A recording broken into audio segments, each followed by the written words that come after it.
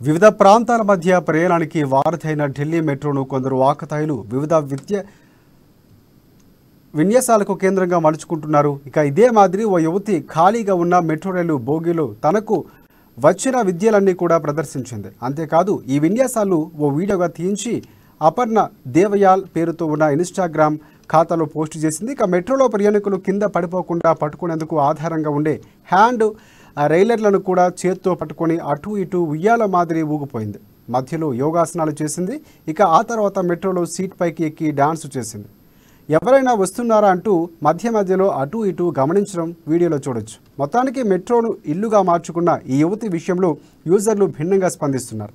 అపర్ణ, ఇలాంటివి చేయకు, చూసిన వారు కూడా ఇలానే చేస్తారు, దయచేసి సానుకూలంగా అర్థం చేసుకో అంటూ ఓ యూజర్ కామెంట్ చేశాడు.